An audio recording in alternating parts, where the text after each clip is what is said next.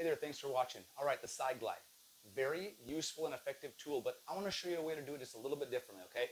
It's often shown online the correct way, right? The right way to do that is arm pinned to the wall, hips off the wall just a little bit, and nice and tall, and really gliding the hips into the wall. So the shoulder kind of blocks, the wall blocks your shoulder, so you're doing it correctly and you're moving through the hips. So in this way, it's not a side bend. It's truly shoulder square, and you're moving your hips one way or the other.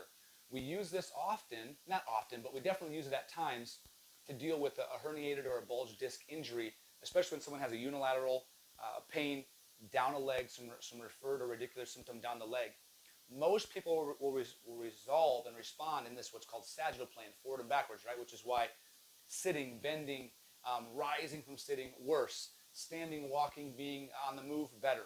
So usually you can resolve most things just in that sagittal plane. But at times, you have to use this, what's called frontal plane, okay, moving this way. And a very effective tool is that side glide.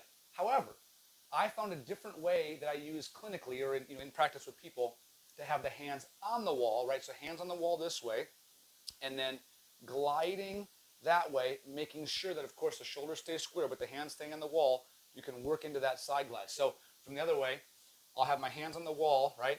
And I'm going to stay glide to my right, right? I'm moving my hips to the right to close the left lateral side down. So here's a side glide.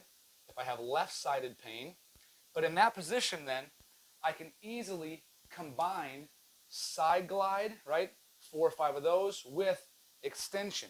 So I kind of like to pump it a little bit sideways and then a little bit forward and backwards. So I'll often combine them with, say, 5 to the right to close my left side down, and then 5 right into extension, right? So then I bend backwards from the wall right here.